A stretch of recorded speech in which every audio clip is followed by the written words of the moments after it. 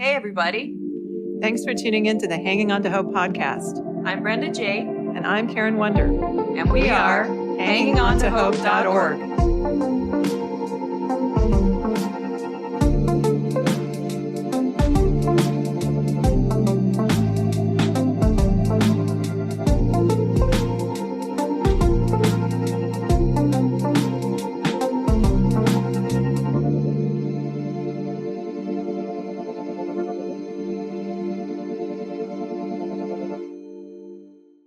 This podcast is intended as educational and is not psychological or medical advice. Always consult a professional when needed, and we disclaim any liability in connection with the instruction, information, or advice given. Yeah, so we had a to little bit nervous because I didn't realize when I met you out in that parking lot at Restore, I didn't even know who you were. And then when I realized the impact that you could have on the world, I went, I'm like clueless. And Karen kept talking about you, and I was like, I had no idea. Now that I've been looking at, I'm like so passionate about everything that you're talking about. We're passionate about everything you're talking about. Yeah. I didn't know who you were, thank goodness, because then I was like, do you want to do a podcast? I trust Karen's opinion, but I didn't. So I was like making jokes. Then I feel kind of like, no, not at all. That's we're on to something. I think God's going to use us. I'm a very flawed individual. So is my business partner. And that's the beautiful part of it. God usually uses the most broken people to make foundations. And it's big. It's funny because so many people tease us online. They're like, oh, you guys are just like, we get called YouTubers all the time. We're just being quiet. Like the people circling us, and we have one crack for reform. The app is even bigger. The show is huge, but the app is what's going to change the nonprofits. Having that accountability. 2 out of every 3 hours of mine is spent on the app and the dev side of the app, which is crazy. So when people are like, oh, you're postponing the show, I'm like, you guys have no idea what's going on behind the scenes. We've built Airbnb basically as independent guys, but we scraped the federal and state databases, and we're the first to ever aggregate that data. So I'm like, wow, scraping every rental property in the US and putting it into a user base.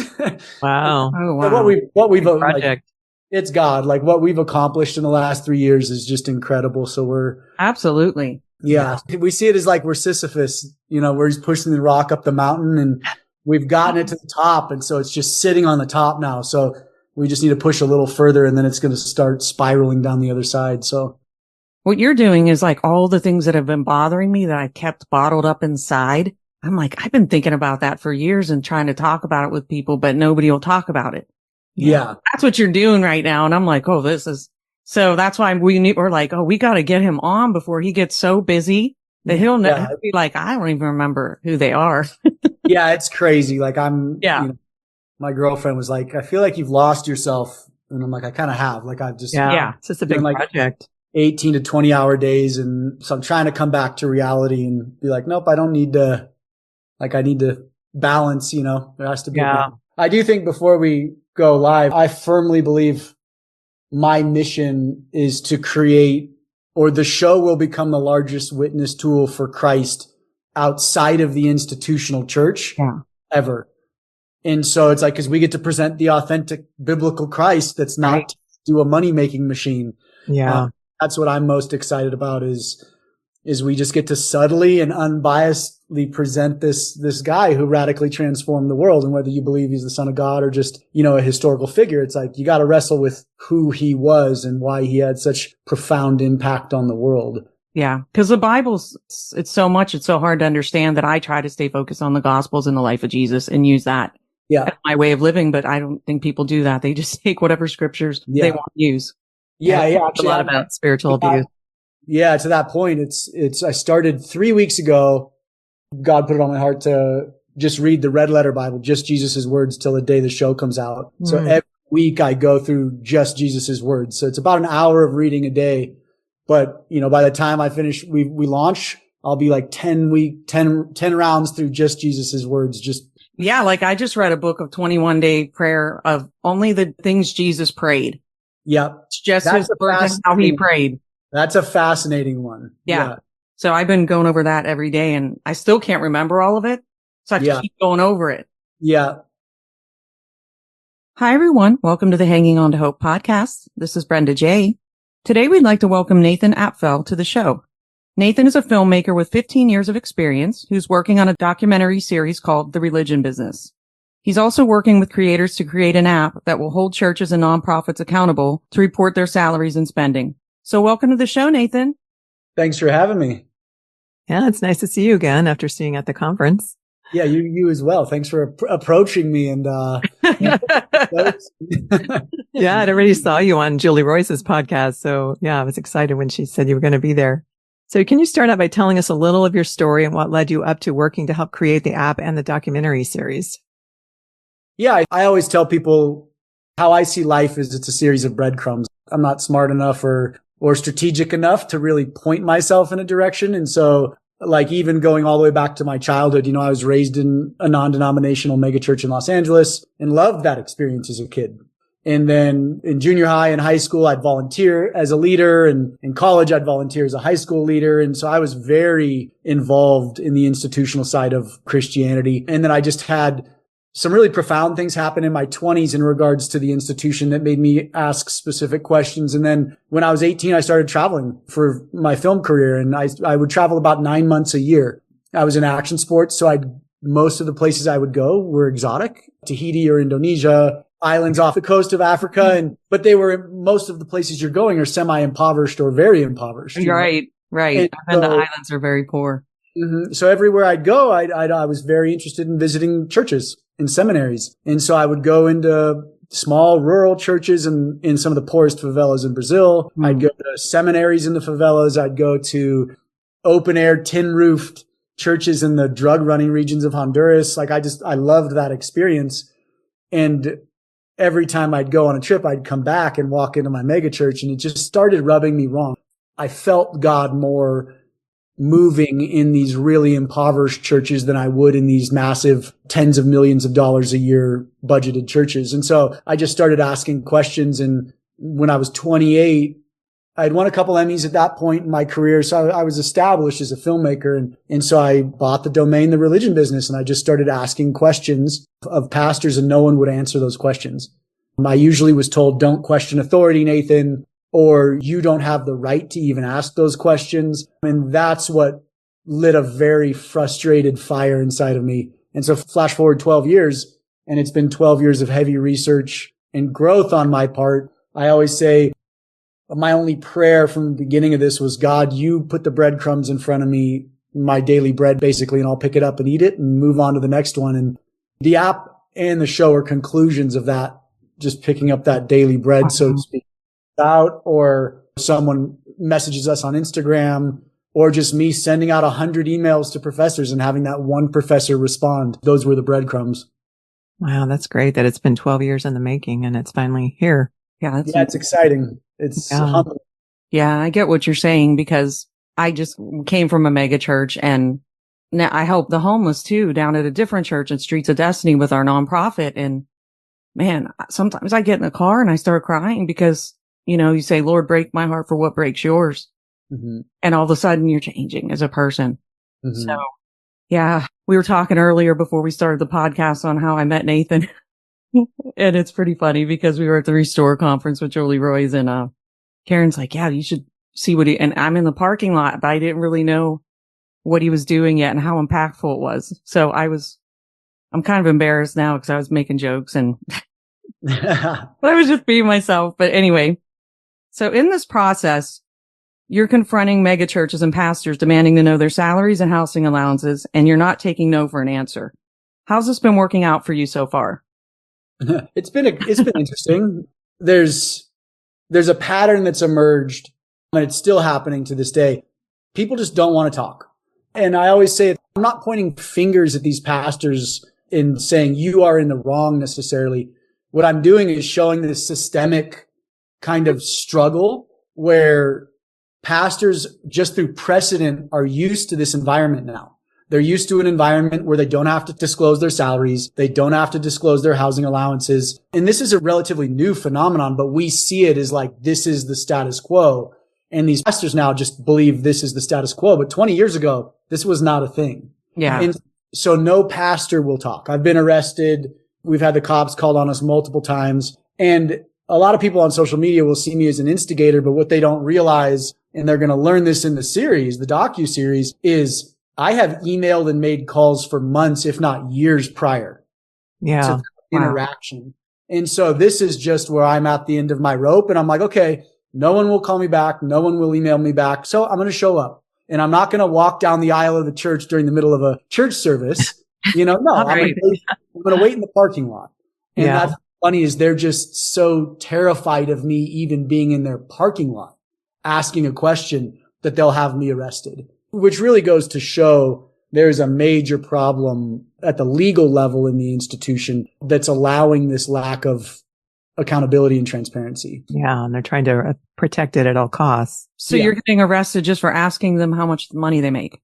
I'm getting arrested for walking on their property and saying, hey, who can I talk to? Okay. I don't even know who to ask. Okay. And their response is always, we don't have to tell you. Yeah. Instead of some kind of like, oh yeah, let's get for the right person. So yeah, it's been a wild ride for you. If you watch the Julie Roy's podcast, you can see that you got arrested. And when you showed up at Ed Young's Megachurch in Texas, carrying signs, asking for transparency, like you were saying about finances. And before that, you had a run-in with the security team of televangelist Kenneth Copeland.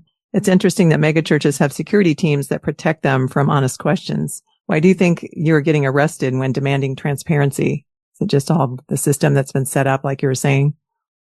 Yes and no. Like if you're arresting me, you're hiding something. Yeah. And this is like what people don't like. I'll give you a little background into that story. The general counsel of that church. So the lawyer that represents the church is also the CFO. So that's a conflict of interest right there. You have the general counsel of the church who's also steering the finances of the church, and he's also ordained. So he became an ordained minister, and in their housing allowance bylaws, basically, it says the only people that can take a housing allowance are ordained ministers. Oh. And so you have the head lawyer, who's the CFO, taking a housing allowance. So I called him and I said, hey, I'd love to talk. We're in town. So he knew, and I said, we're going to come to church on Sunday. And I gave him a white flag, basically. I said, we're coming and I want to talk. Call me back, or I'll see you on Sunday. So he knew my plan. I wasn't hiding anything. Yeah. And so the ironic part is, instead of him calling me back, or instead of him meeting me at church, they doubled their security that day and were just ready for war, basically. Hmm. And it's like, I find it so ironic. It's like, all you have to do is say, yeah, Nathan, here's the documents. Yeah. Wow.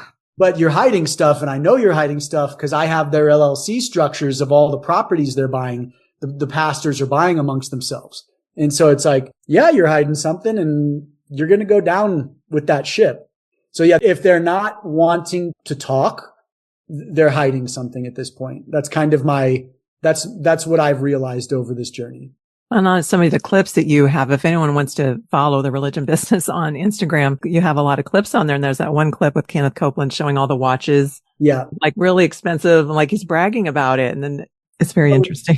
Yeah. The prosperity gospel, we don't have to get into that, but the prosperity gospel is just a fascinating theology that's so backwards. Absolutely. And what I'm excited to do is we drive down on where that started, where this idea of seed giving and kind of the prosperity gospel started. And it started with one guy, a marketing guy. Oh, wow. Really? So that's what's fun is you learn these milestones in the show. This isn't like a biblical thing. This was a marketing guy. So this is all in your documentary? Yeah. Oh, wow. I can't wait to watch it. Yeah. Very interesting. So why do so few congregations know what their pastors make?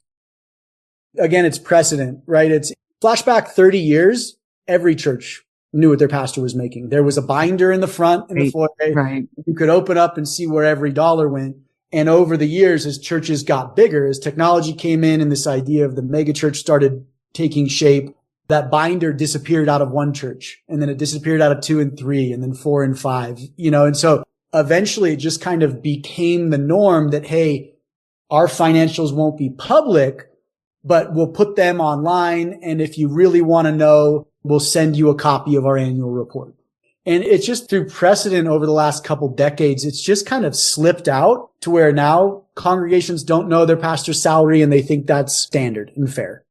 And so we're just here to right that ship and steer it back to say, hey, you should know. Yeah, there should be more for sure. transparency. Yeah. And on your latest Instagram post, you talked about how only 6% of the $1 trillion being given by Christians to Christian institutions and churches goes to feed the hungry, poor, in prison, widows, orphans, and those in need. The requirement churchgoers are giving for is based on the expenses on their already expensive church buildings, not on the real needs of the community. And this has been a trigger point for me, like we were talking earlier, for at least 5 years. I can just remember sitting in church one day visiting a friend, and she was getting all emotional and at the end of the service. And I was so triggered because the music was playing and then he was quoting the scripture. And I just sat there and I thought my heart felt so cold. And I thought, what's wrong with me? But I look back now and I see that God was just kind of waking me up to a lot of things. So even you talking about this, you say the religion business documentary will address this, but did you want to say any more about that? Yeah, I want to make a correction. That 6% is not going to feed the hungry, the poor, the imprisoned, the widowed, the orphaned. You know, who Christ calls us to help in Matthew 25:31, you know, the thirsty, the hungry, the naked, the imprisoned, the sick. That 6% is not going to that. A small fraction of that 6% is. And that's what we show in the show is even though it says 6% leaves the institutional walls, most of it's just leaving the institutional walls to head to another institution. If that makes sense. Not even going to those in need or. No, it's going to, hey, if you guys are my friends starting a church, I'm going to give you $50,000 if I'm a successful church. And I'm going to say that 50,000 is a part of that 6%. So it's not even going to the needy. It's just going to build more buildings or start more churches. And then you learn this in the show. A lot of times it doesn't even leave my conglomerate. And what I mean by that is I'll send money to another organization that my church owns, if that makes sense. Wow. So I might own a nonprofit, or we've brought another like let's say I bring a nonprofit under my church that helps single mothers. Okay, we're going to give $250,000 out of my budget to that nonprofit, but no one knows what that nonprofit's doing. Right. So it's staying within my control, but I can say that money's left my building. Okay. See, ever since I saw your Instagram post, everyone I've talked to, I've been so shocked. I've been telling people and I'll be like, guess what percentage goes? and then I tell them 6 and now I don't even know what to tell them. Yeah. No one knows. But the thing is, really you dive into it and you learn that 6% isn't even 6%. So a very, very small percentage. Yeah. And we're a really small nonprofit and we have to work with all the other small nonprofits in the area because our budgets are so low. We don't take salaries and we just probably, I don't know. I mean, we try to give all we can to the poor and we try to do what the Bible says to do. Mm-hmm. We're supposed to help and we help domestic violence victims and hopefully we're making a difference somehow. Yeah. Oh, of course. I hope. 501c3? Yeah. We're a 501c3. Let's, not to take the subject down a different road, but I would love you guys to beta test the app because we're looking at organization. I signed up at the Restore conference for I don't know. Beautiful. Yeah. Awesome. Yeah, definitely. We would love to do that. Well, yeah, we don't make enough to it. So I filed just the postcard because we didn't even hit the 50,000 mark because we get all kinds of items from different people. So we're able to help through warehouses and different things. We're working around the money part and still helping all kinds of people. Most of the nonprofits that are actually bettering their local communities are like you. They're small. They're efficient. Yeah. They make every dollar. It's the big boys that just run roughshod over the whole space and just suck up most of the resources, sadly. Yeah. So if we're helping a woman, there's food pantries. So we'll interview lots of nonprofits in the area so that the women that need help, there's food pantries and clothing stores that are completely free. Mm-hmm. And they're small nonprofits too. Yeah. So they're doing what needs to be done. So it's pretty awesome how we all kind of collaborate together. That is cool. So pastors of megachurches must manage tens of millions of dollars with no accountability and are abusing the housing allowance. I think you kind of already explained this. Can you explain the housing allowance and how this abuse is happening? An example of getting ordained in Kenneth Copeland's church. Well, the housing allowance there's 2 different facets to this. There's the parsonage allowance and then there's the housing allowance. So an example is Kenneth Copeland lives in a 19,000 square foot lakefront home on the church property, on Eagle Mountain International Church's property. He doesn't own the house. The church does. the registered 501c3 does, but he gets to live in it. So that's called a parsonage. Mm-hmm. Ed Young's side of things is different. He takes what's called a housing allowance. So in the IRS code, the church can give the pastor a tax-free housing allowance to go rent or buy a house.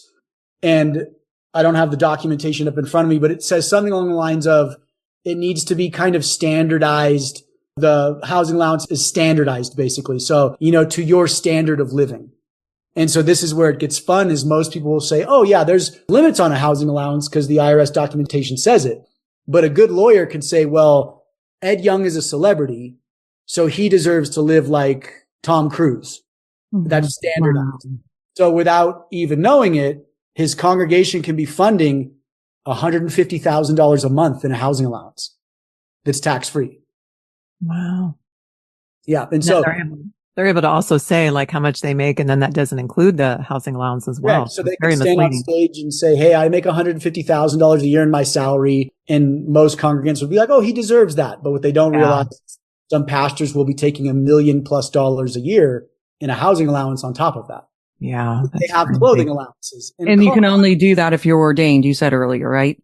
It depends on the bylaws, but in regards to Fellowship Church and Ed Young, yes, we have his housing allowance documents. You have to be ordained to enjoy the benefits of that. And I mean, like his documentation says the church will pay for the down payment on the home, landscaping, remodeling, light bulbs, cleaning supplies, house cleaners. Wow. It lists everything. So the church covers all of it. And then they have a clothing allowance on top of it.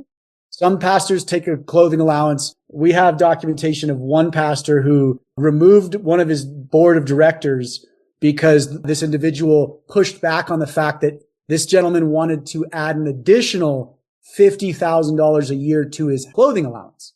Wow. So that's how these guys rock $3,000 shoes and $50,000 suits, because guess what? The church's clothing allowance covers it all. Covering it. And then isn't the guy, because I used to follow the Preachers and Sneakers guy, isn't he involved in your docuseries? No, we know him. But no, he's not. No, he's Okay. a friend of ours, an acquaintance. Okay. Wow. Yeah, it's wild. Okay. Is there a story of abuse that stands out to you where people are reaching their tipping point? Is there a single story of abuse? You've got too many.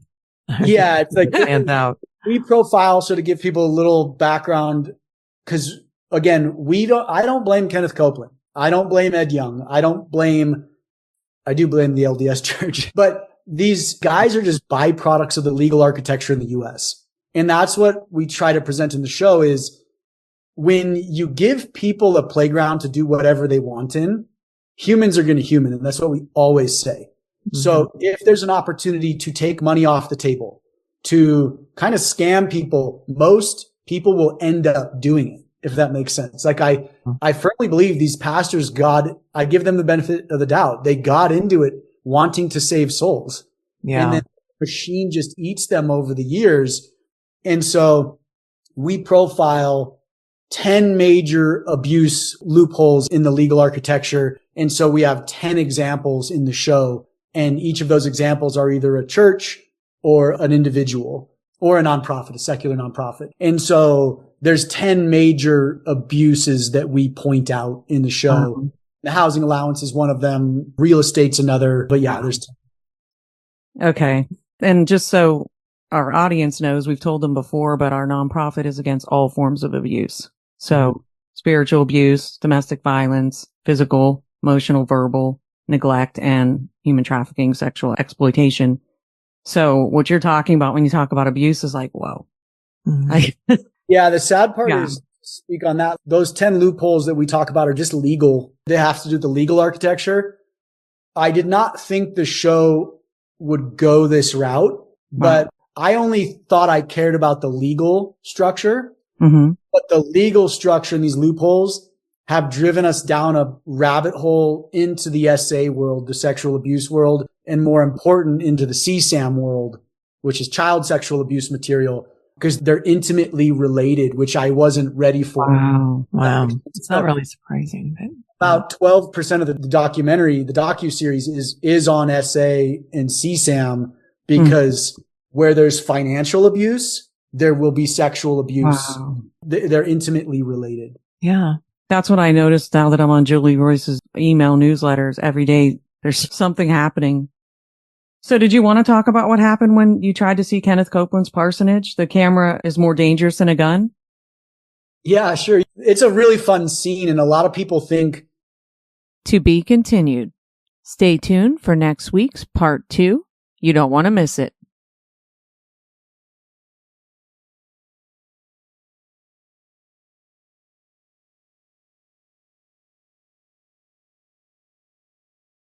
Thanks for tuning in to Hanging On to Hope. Check out our website, hangingontohope.org. There are resources on there, and if you would like to donate or volunteer, you can do that through our website. We are a brand new nonprofit, so we appreciate any and all support. And we thank you for listening, and until next time, keep hanging on to hope. We are evidence that there is hope and healing for you, and our passion is to help you find it too. So thanks for tuning in. Thanks for listening, everyone.